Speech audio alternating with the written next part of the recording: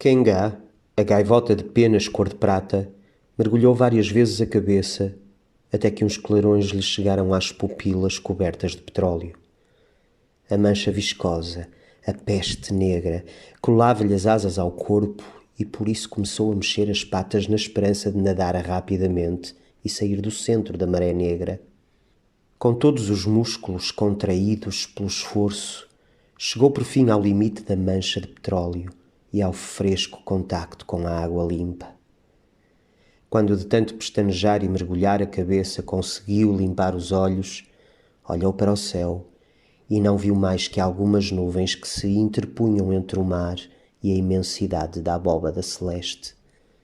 As suas companheiras do bando do farol da areia vermelha já voariam longe, muito longe. Era a lei. Também ela vira outras gaivotas surpreendidas pelas mortíferas marés negras e, apesar da vontade de descer para lhes oferecer um auxílio tão inútil como impossível, afastara-se, respeitando a lei que proíbe presenciar a morte das companheiras. De asas imobilizadas, coladas ao corpo, as gaivotas eram presas fáceis para os grandes peixes, ou morriam lentamente, asfixiadas pelo petróleo que, metendo-se entre as penas, lhes tapava todos os poros. Era essa a sorte que a esperava, e desejou desaparecer depressa entre as fauces de um grande peixe. A mancha negra. A peste negra. Enquanto esperava o fatal desenlace, Kengá amaldiçoou os humanos. Mas não todos. Nada de injustiças, grasnou ela debilmente. Muitas vezes vira lá do alto como certos grandes barcos petroleiros aproveitavam os dias de neblina costeira para se afastar pelo mar dentro, para lavar os tanques. Atiravam ao mar milhares de litros de uma substância espessa e pestilenta que era arrastada pelas ondas. Mas vira também que às vezes umas pequenas embarcações se aproximavam dos petroleiros e os impediam de esvaziar os tanques. Infelizmente, aquelas embarcações decoradas com as cores do arco-íris nem sempre chegavam a tempo de impedir o envenenamento dos mares. Kengá passou as horas mais longas da sua vida poisada à superfície da água, perguntando a si mesma, apavorada, se porventura a esperava a mais terrível das mortes. Pior que ser devorada por um peixe, pior que sentir a angústia da asfixia, era morrer de fome.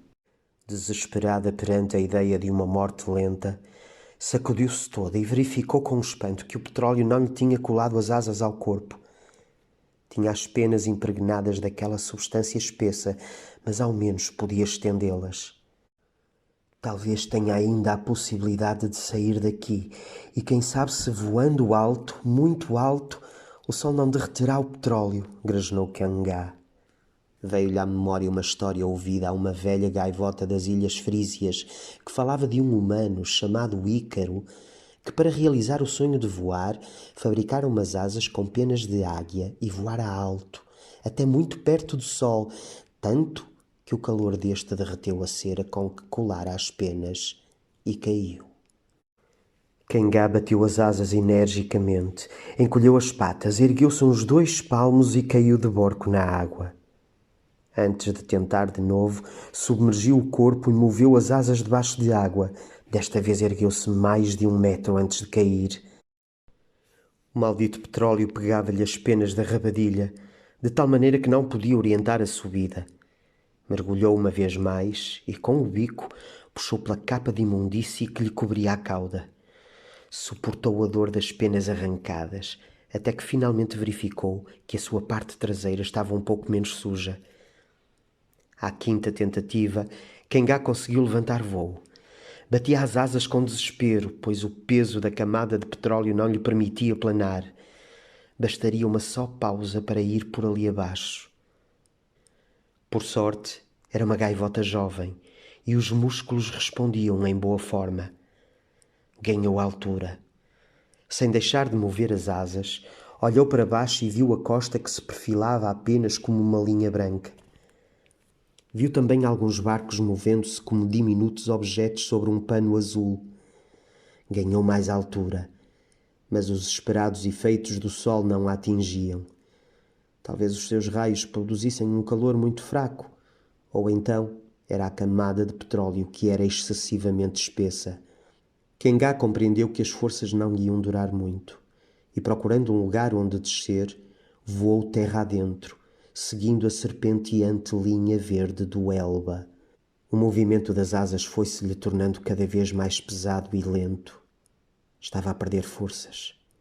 Já não voava tão alto. Numa desesperada tentativa de recuperar a altura, fechou os olhos e bateu as asas com as suas últimas energias.